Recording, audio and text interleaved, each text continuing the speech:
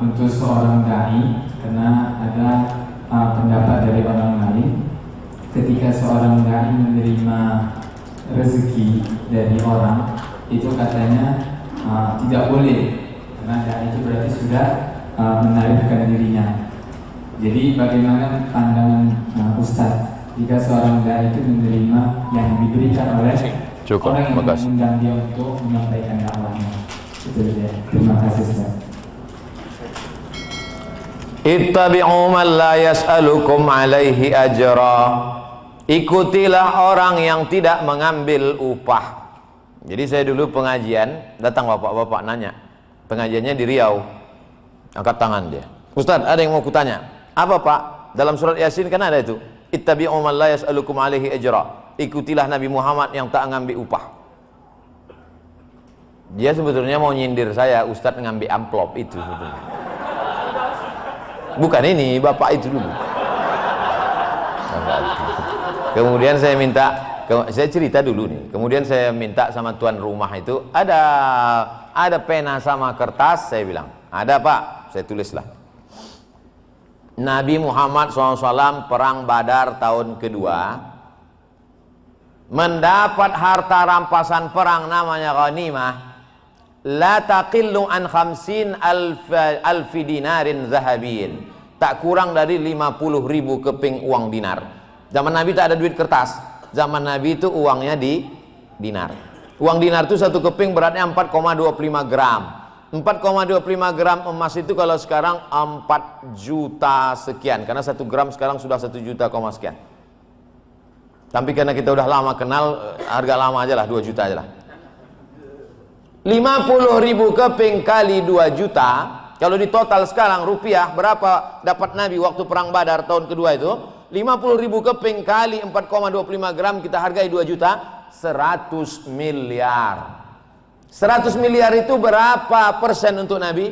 Wa'lamu annama ghanimtum min syai'in fa inna lillahi khumusahu. Nabi Muhammad mendapat jatah ranta rampasan perang khumus, khamsah 5, khumus 1/5, 20%.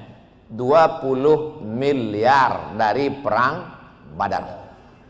Tapi duit itu habis. Ada rumah Nabi besar di kota Madinah? Tak ada. Ada kursinya dari emas gelang Aisyah? Tak ada. Nabi tak ada meninggalkan apa-apa. Habis duit itu.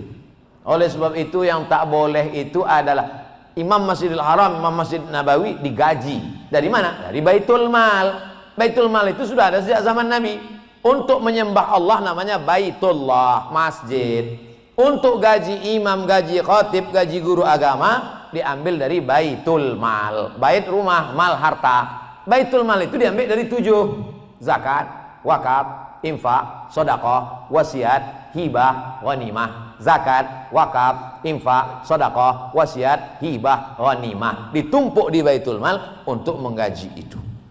Bisa tak Pak Ustadz kalau kita khotib Jumat sama penceramah di Medan, di Sumatera Utara, tak usah lagi dikasih honor? Bisa. Kalau begitu dibuat satu pintu. Semua orang Islam zakatnya potong atas, diserahkan ke Baitul Mal. Buat Baitul Mal Sumatera Utara. Di Baitul Mal itulah semua digabungkan, zakat, wakaf, infak, sedekah, wasiat, hibah, ghanimah tak ada lagi karena kita tak perang. Lalu digaji secara pokok. Bisa. Yang tak boleh itu kita mematok. Kalau kalian mau mengundang aku, kirim DP, kirim tiket pesawat, mesti duduk ini, itu yang tak boleh. Saya sampai hari ini diundang orang belum pernah lagi minta mesti pesawatnya harus ini, duduknya kursi ini, tak pernah.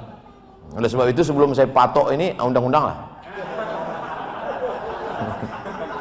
Makanya saya buat tuh video pendek. Saya Abdul Somad, dimanapun ceramah dari Sabang sampai Merauke, sampai ke Australia, sampai ke Eropa, kalau ada orang mengatasnamakan saya, meminta DP, meminta tiket pesawat harus eksekutif, harus itu bukan, berarti penipu, pembohong. Banyak juga jamaah yang tertipu. Oleh sebab itu yang tak boleh itu dia patok, dia bandrol, dia itu. Bahwa ada orang mengasih, alhamdulillah. Bahwa tak ada orang mengasih, nauzubillah. Saya YouTube itu yang baru saya urus sendiri baru setahun ini.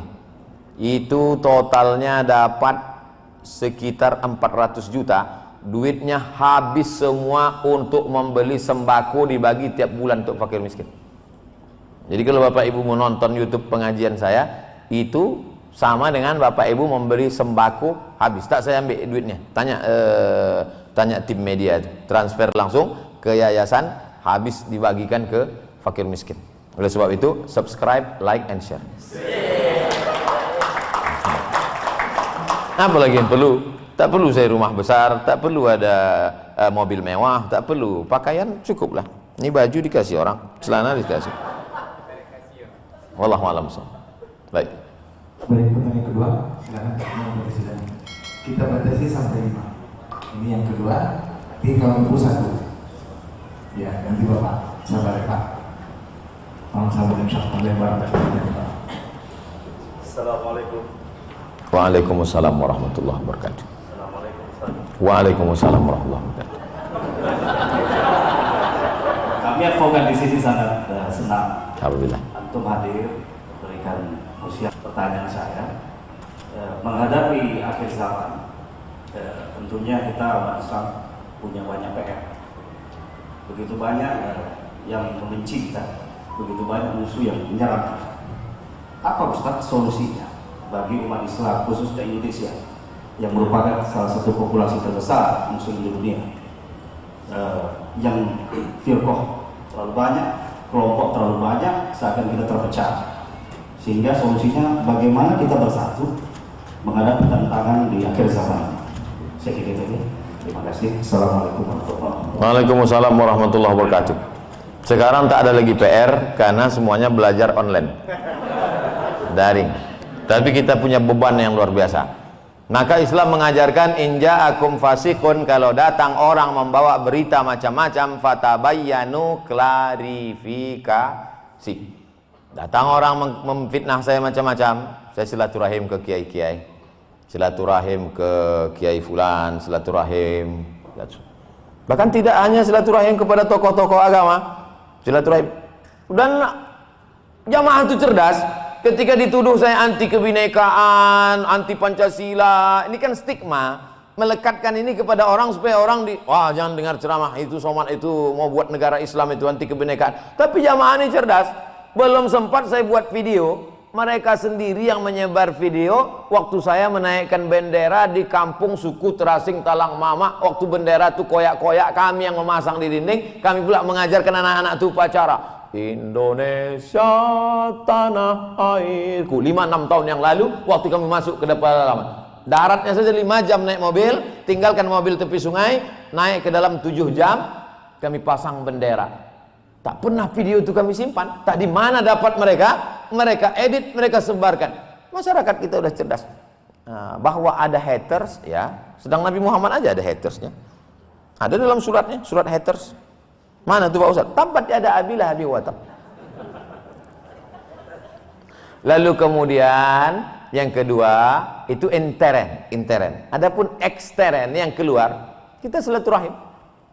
Silaturahim dengan yang berbeda tokoh, beda agama. Ada kemarin di dialog kita di lintas agama, lintas disiplin ilmu, banyak dialog. Selama musim pandemi ini saya putuskan tidak tablik akbar untuk kita ikut protokol kesehatan, ikut pengajian hanya yang bisa saja protokol, termasuklah komunitas advokat Medan.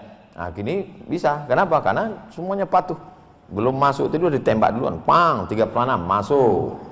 Disuruh cuci tangan, hand sanitizer, kemudian duduknya berjarak, pakai masker. Nah, oleh sebab itu fitnah-fitnah ini orang yang tak paham kita kasih paham. Tapi ada orang yang gagal paham memang cari makannya dari tak paham itu. Nah, itu tak bisa kita kasih paham. Jadi kita berjuang saja. Kalau kita capek, lelah, dia menang. Kalau dia capek, kita menang. Oleh sebab itu hidup ini adalah konflik antara hak dan batil. Kata Sayyidina Ali, aku tidak khawatir kebenaran itu kalah. Yang kukhawatirkan itu orang benar diam sehingga orang kalah merasa benar. Yang kukhawatirkan itu orang benar itu diam sehingga orang yang salah merasa benar. Antara betul dan batil itu tipis. Saking banyaknya orang batil berkata batil, yang betul merasa batil merasa betul. Oleh sebab itu maka di akhir zaman ini kita tetap istiqomah, banyak beribadah, tahajud jangan sampai tinggal, itu menguatkan kita dari dalam. Apalagi bapak godaannya luar biasa, godaan duit, godaan perempuan, godaan persaingan, godaan perkara, banyak tekanan. Itu tak bisa kalau tidak kekuatannya dari dalam. Dia harus dari dalam. Makanya Nabi Muhammad itu kata Allah Subhanahu wa taala, "Inna nasyi'atal laili hiya ashaddu atwa wa aqwamu qila." Di tengah malam kau bangkit ya Muhammad, karena kau akan menghadapi orang-orang yang kuat. Begitu juga dengan Nabi Musa alaihissalam. Ketika dia akan menghadapi Fir'aun, kalau dia tinggal di istana, dia di zona aman, dia tak akan mampu. Maka dikeluarkan dia dulu dari istana, dibuat dia mengembala kambing Syuaib sampai samanya hijaz 8 tahun. Setelah mentalnya kuat, baru dia bisa berhadapan. Oleh sebab itu kuatkan diri kita dengan banyak-banyak beribadah. Zikir jangan sampai putus. Banyak-banyak salawat. Allahumma salli ala sayyidina Muhammad wa ala ali sayyidina Muhammad. Allahumma salli ala sayyidina Muhammad wa ala sayyidina Muhammad. Inna a'tainakal kautsar. Sudah kuberikan kepada engkau nikmat yang besar. Fasalli, jangan tinggalkan salat. Wanhar, berkorbanlah. Inna syani'aka huwal abtar. Siapa yang membenci engkau, itulah yang akan terputus. Apalagi waktu sedang perkara itu, banyak-banyak dibaca. Inna a'tainakal kautsar. Tar. Inna syani'aka huwal abtar. Jadi keyakinannya dalam. Jangan lagi minta keyakinan sama dukun, berjimat pula, melihara tuyul. Selalu sampai pengacara buat tuyul ke pengadilan. Kita buat tuyul, rupanya dia buat begu ganjang. Hantu kok pendek kata dia, hantu aku besar. Oleh sebab itu keyakinan kekuatan itu dari dalam. Apalagi kalau kita berjamaah. Kata Nabi SAW, alaikum bil jamaah. Hendaklah kau berjamaah. Nanti kita masuk surga itu tak sendiri-sendiri, berjamaah. Mana dalilnya? Wasiqal ladzina taqaw rabbahum ilal jannati zumara. Nanti orang masuk surga itu berjamaah dipanggil oleh malaikat. Masuk surga jamaah yang ke-120. Forum Komunikasi Advokat Medan. Masuk. Yang Deli Serdang entah masuk entah tidak, mungkin menyusul belakang. Amin. Semuanya masuk surga insyaallah. Amin.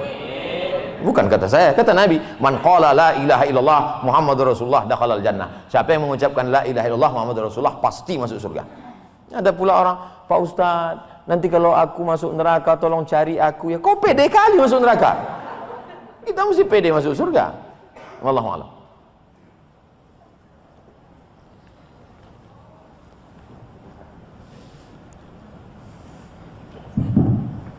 Assalamualaikum warahmatullahi wabarakatuh. Waalaikumsalam warahmatullahi wabarakatuh. Ustaz Abdul Somad yang kami muliakan, pertanyaan sederhana tapi banyak kita hadapi masyarakat. Pertama, mengenai anak di luar nikah. Kemudian bagaimana posisi dalam ahli waris. Kemudian bolehkah ayah yang menghamili ibunya menjadi wali pernikahannya. Yang kedua, jika nanti diselesaikan kami berfoto dengan Ustaz.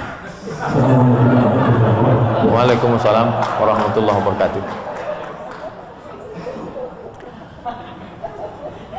Kalau ada anak perempuan, nauzubillah, mudah-mudahan anak-anak kita selamat semua dari penyakit ini. Kalau ada anak perempuan berzina dengan anak laki-laki, hamil dia, baik 1 bulan, 2 bulan, 3 bulan, 4 bulan, 5 bulan, 6 bulan, 7 bulan, 9 bulan, tak ditengok bulannya, asalkan dia sudah hamil, dinikahkan, maka menurut mazhab Syafi'i nikahnya sah. Banyak orang bertanya nikahnya apa sah apa tak sah. Buka Al-Fiqhul Islami wa Adillatuh Syekh Wahbah Zuhaili. Nama kitabnya Al-Fiqhul Islami wa Adillatuh. Nama pengarangnya Syekh Wahbah Zuhaili. Nikahnya sah. Yang jadi masalah itu adalah setelah anak itu lahir muncul 4 masalah. Yang pertama, anak itu tak bisa dipakaikan bin bapaknya karena tak ada hubungan nasab. Tak ada hubungan nasab. Kenapa tak ada hubungan nasab Pak Ustadz? Karena barang itu sudah ada sebelum akad. Yang diakui itu setelah akad. Mencoblos sebelum hari H, mana bisa diakui kertas? Nah kan lepas juga jadinya kan. Itulah udah ku tahan-tahan tadi udah. Tapi kalian pancing-pancing. Ini pandai pengacara tuh mancing-mancing. Kena juga kita sekali ini. Yang kedua, lahirlah anak itu perempuan. Lahir anak hasil perbuatan ini perempuan. Lalu kemudian si bapak ini tak bisa menikahkannya jadi wali. Karena yang jadi wali itu kan yang ada hubungan nasab. Dia tak ada hubungan nasab, maka tak bisa dia jadi wali. Walinya siapa? Fasultanu waliyun man la waliyalaha. Yang menjadi walinya adalah sultan. Sultan itu maksudnya apa? Sultan Delhi. Kalau dulu waktu masih kerajaan Melayu Delhi, Sultan Delhi itulah menikahkan orang yang tak punya wali. Bukan Sultan Jorgi.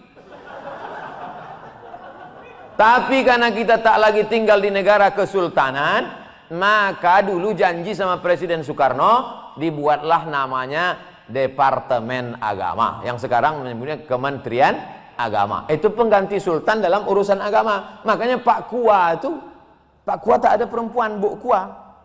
Pak Kua itulah yang menikahkan.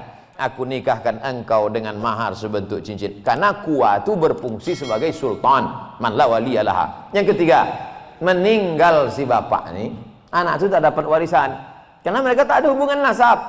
Yang keempat, lahir anak pertama misal laki-laki, setelah itu lahir pula adiknya perempuan, maka si abang ini tak bisa jadi wali adiknya karena dia bukan saudara seayah. Yang bisa jadi saudara sewali itu saudara seayah yang bisa mewalikan. Saudara seemak tak bisa jadi wali. Jadi zina ini efeknya itu banyak sekali.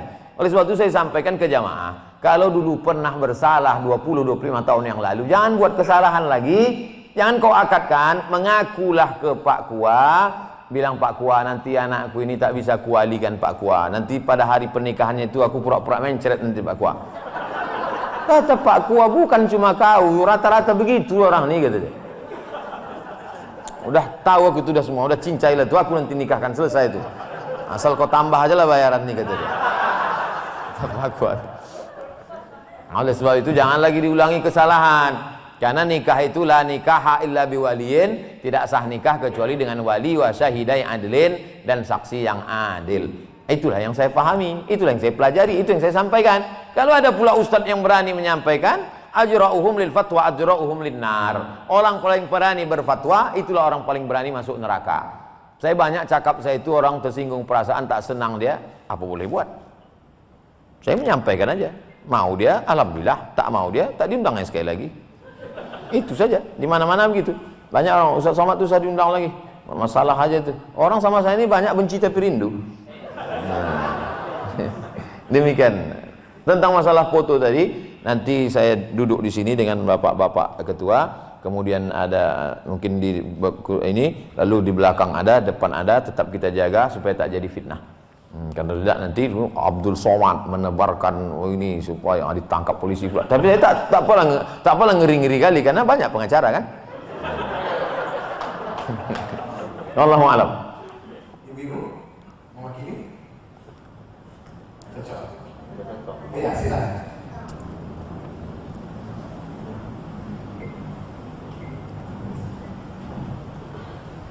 Assalamualaikum warahmatullahi wabarakatuh. Waalaikumsalam warahmatullahi wabarakatuh. Tadi ada Ustaz membahas sedikit tentang profesi, misalnya seperti advokat tadi, bahwa ada bapak yang berhijrah di advokat ini yang berprofesi di sini bukan terus meninggal. Akan tetapi mana mereka-mereka ini untuk menjalankan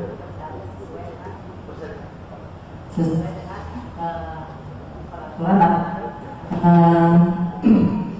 seorang advokat akan, tapi bagaimana ya Ustaz jika ada bagi teman-teman yang bahkan di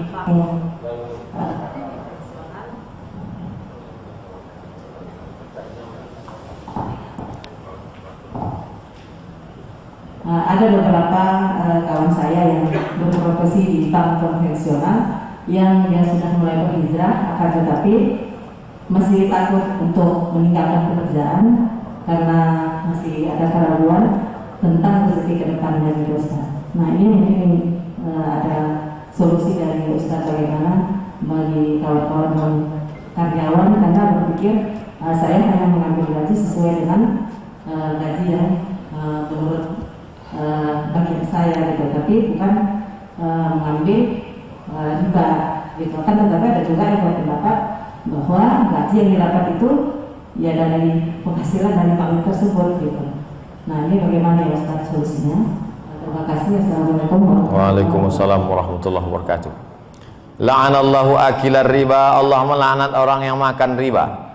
Wa mukilahu, orang yang dikasih makan riba, orang yang mewakilkan transaksi riba. Wa syahidaihi, wa katibahu, orang yang menulisnya, pegawai pencatatnya.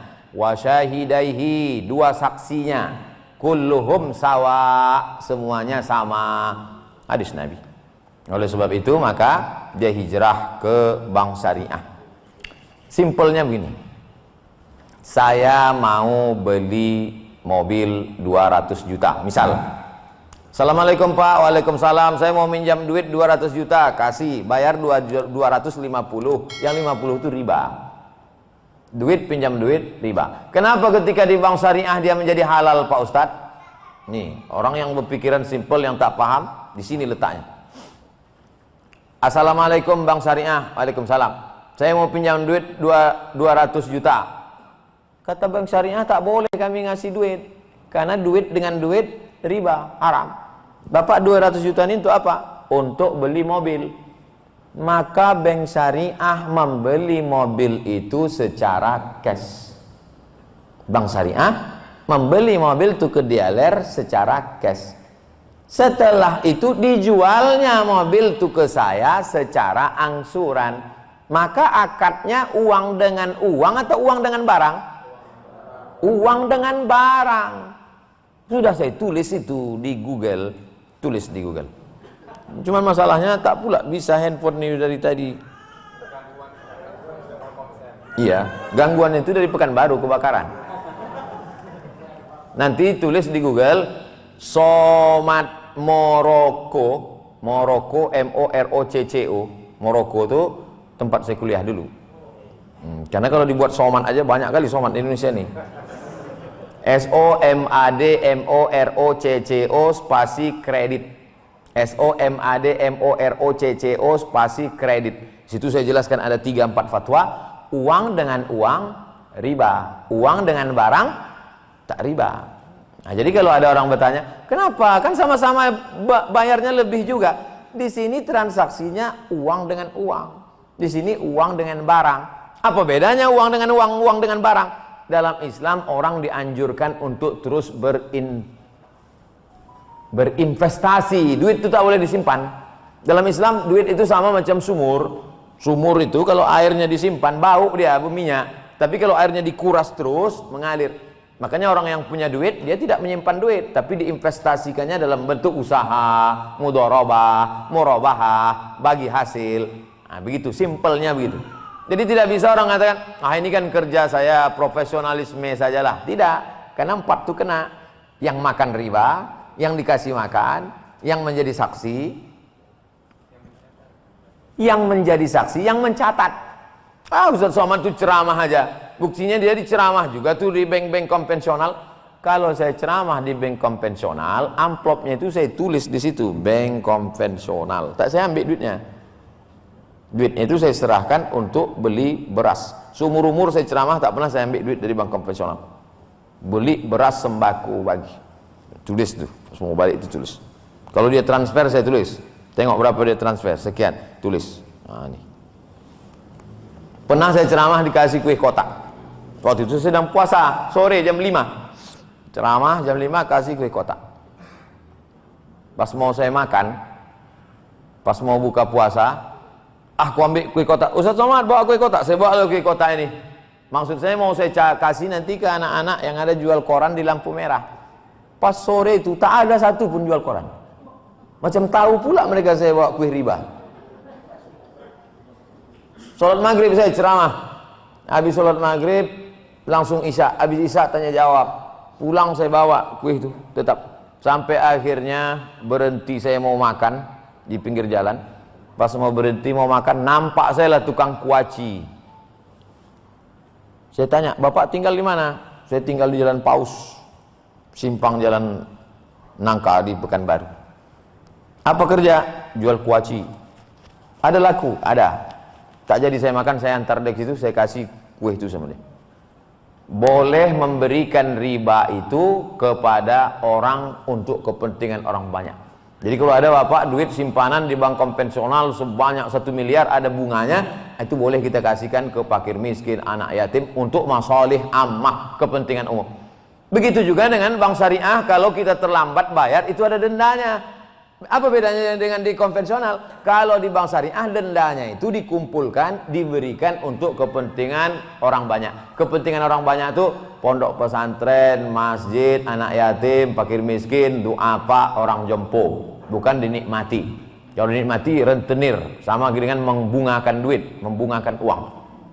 Di antara yang membuat doa tak terkabul, ayyumalahmin, setiap daging di badan nabata min haramin, kalau dia tumbuh dari yang haram, fannaru aulabih, tempatnya api neraka. Yang sampai nanti kita ditimbang, Abdul Somad berat 50 kilo, yang halal 10 saja. Auzubillah, berapa lama kita diobok-obok di neraka jahanam itu. Oleh sebab itu maka yang sampai kasih makan haram. Berdoalah anak-anak kita yang hijau yang tak berdosa itu, ya Allah selamatkan ayah, ya Allah selamatkan mama, ya Allah. Apa kata Nabi? Mat'amuhu haram, makanannya haram. Masrabuhu haram, minumannya haram. Malbasuhu haram, pakaiannya haram. Wa ghudhiya bil haram, disuapkannya makanan haram, haram. Nauzubillah. Oleh sebab itu jangan sampai kita kasih yang hijau. Anak-anak kita yang lucu-lucu tak berdosa nih, bukan salah dia, kita salah. Kita kasih dia makan haram. Nauzubillah. Mudah-mudahan kita termasuk orang yang menjaga diri, karena judul kita memang takwa, dan dalam pasal-pasal orang pengacara sudah disebutkan Pak Ketua tadi, jujur, baik, berintegritas, yang kita kemas dalam bahasa takwa. Mudah-mudahan kita termasuk orang bertakwa dan berintegritas. Amin ya rabbal alamin. Terakhir Ustaz, izin. Silakan langsung Pak. Assalamualaikum warahmatullahi wabarakatuh. Waalaikumsalam warahmatullahi. Terima kasih kepada Ustaz Abdul Somad, karena saya sering melihat Ustaz di video di YouTube dan juga di Facebook. Alhamdulillah. Ustaz salah satu Ustaz yang saya tahu. Barakallah. Jadi ini Ustaz, kebetulan saya ini seorang advokat dan juga sekaligus seorang dosen. Jadi Ustaz, terkadang di dalam saya menjalani profesi saya sebagai advokat ada dilema-dilema tersendiri. Artinya kita ini kan dalam undang-undang orang salah pun bisa dilakukan, dibenarkan kan gitu Ustaz. Artinya dalam hal ini juga pandangan-pandangan orang kan mungkin buruk melihat seorang advokat, kok orang salah dibela gitu kan. Tapi itu sebagai orang yang bisa memahami, dan juga ada juga yang tidak memahami. Jadi ada di satu sisi orang ingin hukuman pelaku berat, di satu sisi advokat membela ingin ringan gitu Ustaz. Jelas seandainya dikabulkan ini akan ada yang terdolimi. Jadi pertanyaannya gini Ustaz, bagaimana hukumnya honor yang kita terima seandainya itu dikabulkan ringan, dan seandainya honor itu kita terima dan kita keluarkan uang pendapatan atau jaraknya gitu Ustaz. Saya hanya menanyakan mengenai hukumnya Ustaz. Terima kasih Ustaz. Apa itu dosa? Dosa itu kata Nabi dua. Pertama, mahaka fi sodrika, terasa sesak di dadamu. Wa takhafu ayat tali'a alaihi nas, kau takut itu diketahui orang banyak. Itulah dosa. Jadi dalam lubuk hati kita yang paling dalam, paling kecil, ada terasa dua itu, berarti salah. Berpikir kita sejenak, bangun tengah malam atau selesai sholat, terasa itu di dalam, mahaka fi sodrika, terasa sesak di dadamu, wa takhafu ayat tali'a alaikan nas, dan kau takut itu diketahui orang. Itulah dosa. Karena pertanyaannya tadi secara umum global, saya jawab secara global. Kalau bapak-bapak pengacara, lawyer, advokat sudah berijtihad menurut ilmunya, menurut pengetahuannya, maka dia kerjakan. Al-hakimu idza jitahada, orang berilmu kalau dia berijtihad, fa asaba ijtihadnya benar, lahu ajrani, dapat 2 pahala. Pertama, dia sudah mengerahkan kemampuannya menurut ilmu dia. Yang kedua, benar. Andai dia keliru, tersalah, tersilap bukan karena keinginan dia, maka dia tetap dapat 1 pahala karena dia sudah bekerja keras untuk melakukan itu. Karena kalau bapak tinggalkan ini, belum tentu pengganti bapak, orang yang akan duduk di posisi bapak, orang lebih suci, lebih bersih, lebih baik, lebih bertakwa, lebih adil, lebih berintegritas. Oleh sebab itu maka, kalau ada hal-hal yang syubhat, Yang abu-abu, innal halala bayyinun, yang halal itu jelas. Wa innal harama bayyinun, yang haram juga jelas. Wa bainahuma umurun mustabihat. Yang ragu-ragu itu yang abu-abu. Bagaimana kita sikap kita kepada yang abu-abu ini? Famanit taqas syubhat. Siapa yang meninggalkan yang syubhat, yang abu-abu ini, faqad istabra'a lidinihi wa irdihi, dia sudah menyelamatkan agamanya. Itu tentang masalah ketika kita berijtihad menentukan sesuatu sesuai dengan ilmu yang ada pada kita masing-masing. Yang kedua tentang masalah honor. Halalkah menjadi honor pengacara? Pengacara itu adalah advice, penasehat bagi orang yang tak tahu hukum.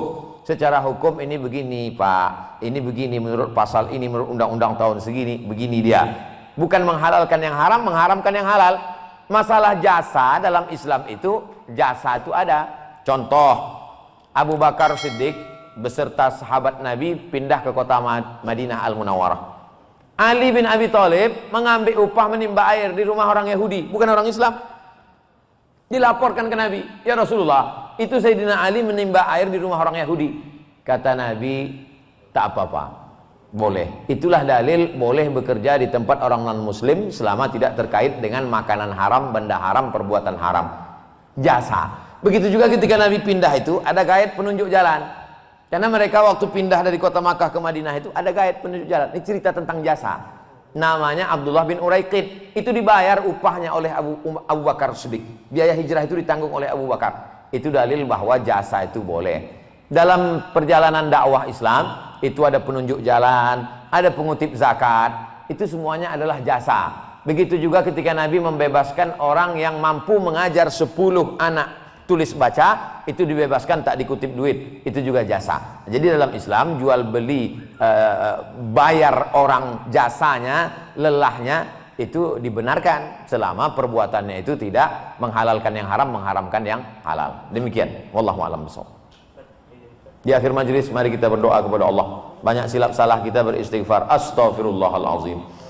Astaghfirullahalazim. Astaghfirullahalazim. Astaghfirullahalazim alladzi la ilaha illa huwal hayyul qayyum wa atubu ilaih. Allahumma arinal haqqa haqqa warzuqna ittiba'ah. Tunjukkan pada kami yang benar itu benar, berikan kami kekuatan untuk mengikutinya ya Allah. Wa arinal batila batila warzuqna ijtinabah. Tunjukkan pada kami yang batil itu salah, berikan kami kekuatan untuk menjauhinya. Allahumma waffiqna lima tuhibbuhu wa tardah. Tanamkan taufik dan hidayahmu dalam hati kami sehingga kami beramal dengan amal yang kau cintai dan kau ridai. Allahumma qsim lana min khasyatika ma tahulu bainana wa baina ma'asik. Tanamkan rasa takwa dalam hati kami. Dengan takwa itu menjaga kami supaya tak jauh dalam perbuatan maksiat ya Allah. Wa min ta'atika ma tuballighuna bihi jannatak. Tanamkan ketaatan dalam hati kami. Dengan ketaatan itu kami mendekat kepada surgamu. Wa minal yaqini ma yuhawwinu bihi alaina masa'ibad dunya. Tanamkan keyakinan dalam hati kami. Dengan keyakinan itu terasa ringan segala musibah yang kami terima di dunia. Allahumma matti'na bi asma'ina wa absarina wa quwwatina ma ahyaitana. Jadikan pendengaran kami, penglihatan kami, akal kami, hati kami menjadi nikmat bagi kami, jangan menjadi laknat bagi kami ya Allah. Allahumma khtim lana bi husnil khatimah. Sampai masanya kami akan mati, tutup usia kami dengan husnul khatimah, wala takhtim alaina bisu'il khatimah. Allahumma ja'alna minal mutahabbina bi jalalik. Jadikan kami bersaudara karena Engkau ya Allah, bersaudara karena harta akan binasa, bersaudara karena kuasa akan sirna, bersaudara karena la ilaha illallah Muhammadur Rasulullah. Allahumma ja'al abna'ana wa banatina min huffazil Qur'an wal hafizat. Jadikan anak-anak kami menjadi para penghafal Quran. Wa ba'idhum 'anil syarri wal fitan. Jauhkan anak-anak kami dari segala kejelekan, perbuatan dosa dan fitnah ya Allah. Allahumma rzuqna imaman adila. Berikan kami pemimpin yang adil dan amanah. La tusallit alaina bidzunubina man la yakhafuka wa la yarhamuna. Jangan kau berikan kuasa orang yang tak adil, orang yang tak takut kepada Engkau ya Allah. Allahumma tahhir qulubana minan nifaqi wal hasadi wal kibriyai wal 'azamah. Sucikan hati kami dari hasad, dengki, busuk hati, dendam, kesumat, supaya kami bisa menghadap Engkau dengan hati yang suci. Allahumma ja'alna minat tawabin. Jadikan kami orang yang bertaubat. Wa ja'alna minal mutatahhirin. Jadikan kami orang yang mensucikan hati. Wa ja'alna min ibadikas salihin. Jadikan kami hamba-hambamu yang saleh. Rabbana taqabbal minna salatana. Terima salat kami. Wa siyamana, puasa kami. Wa qiyamana, qiyamul lail kami. Wa takhasyu'ana, khusyuk kami. Wa ta'abbudana, ibadah kami. Wa tammim taqsirana. Sempurnakan segala kekurangan kami ya Allah. Rabbana atina fid dunya hasanah wa fil akhirati hasanah wa qina adzabannar. Wa sallallahu ala sayyidina wa maulana wa syafi'ina wa dzukhrina Muhammad wa ala alihi wa sahbihi wa sallam walhamdulillahi rabbil alamin. Taqabbalallahu minkum minna wa minkum taqabbal ya karim. Terima kasih segala perhatian. Mohon maaf segala kesilapan dan kekhilafan. Aku qauli hadza astaghfirullah li wa lakum. Assalamualaikum warahmatullahi wabarakatuh.